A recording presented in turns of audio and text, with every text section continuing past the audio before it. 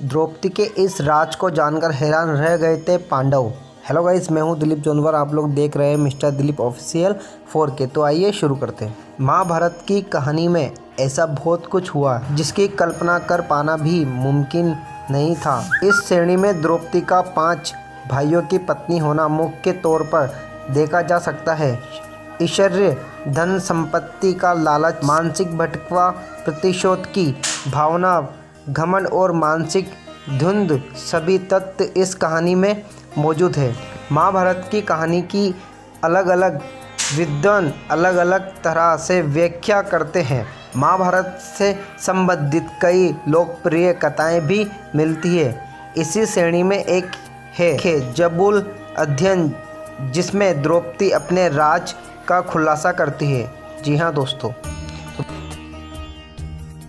तो दोस्तों अगर आप मेरे चैनल पर नए हो तो प्लीज़ चैनल को सब्सक्राइब जरूर कर लें और बेल आइकन का बटन जरूर दबा दें। 5 पांडवों की पत्नी थी, लेकिन वह अपने 5 पतियों को एक सम्मान प्यार नहीं करती थी। वह सबसे ज़्यादा अर्जुन से प्रेम करती थी, लेकिन दूसरी तरफ अर्जुन द्रौपदी को वह प्यार नहीं दे पाया क्योंकि वह कृष्ण की बहन सुभद्रा से सबसे ज़्यादा प्यार करते थे। यहाँ दोस्तों, प्रचलित कथन के मुताबिक पांडवों के निर्वासन के 12वें वर्ष के दौरान द्रौपदी ने एक पेड़ पर पके हुए जामुनों का गुच्छा द्रौपदी ने इसे तुरंत ही तोड़ लिया। जैसे ही द्रौपदी ने ऐसा किया, भगवान कृष्ण वहां पहुंच गए। भगवान कृष्ण ने बताया कि इस फल से एक साधु अपने 12 साल का उपवास तोड़ने वाले थे। द्रौपदी ने फल तोड़ लिया था, जिससे पांडव साधु के कोप का शिकार हो सकते थे। यह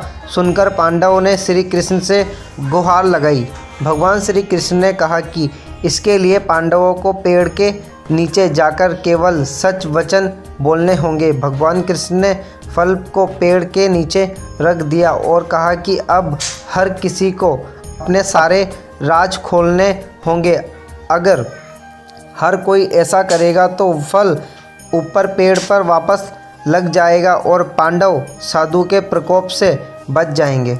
सबसे पहले श्री कृष्ण ने युधिष्ठिर को बुलाया। युधिष्ठिर ने कहा कि दुनिया में सत्य, ईमानदारी सहित गुणता का प्रसार होना चाहिए, जबकि बेईमानी और धृष्टता का सर्वनाश होना चाहिए।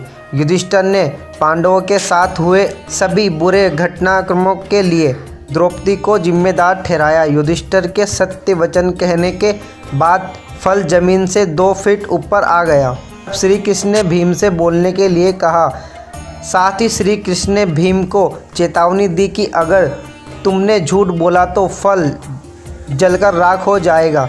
भीम ने सबके सामने स्वीकार किया कि खाना, लड़ाई, नींद और सेक्स के लिए प्रति उसकी आसक्ति कभी कम नहीं होती है।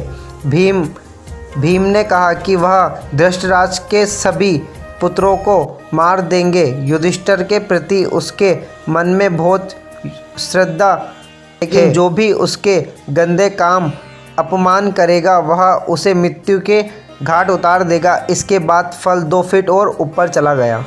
जी हाँ दोस्तों, अब अर्जुन की बारी थी। अर्जुन ने कहा कि प्रतिष्ठा और प्रसिद्धि मेरी जिंदगी से ज़्यादा मुझे प्रिय है।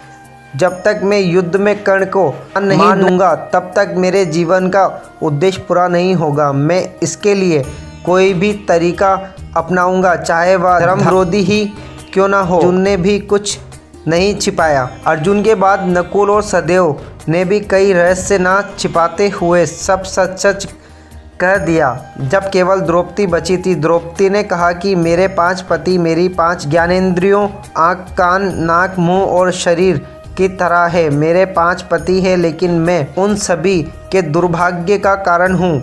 मैं शिक्षित होने के बावजूद बिना सोच विचार कर किए गए अपने कार्यों के लिए पछता रही हूँ।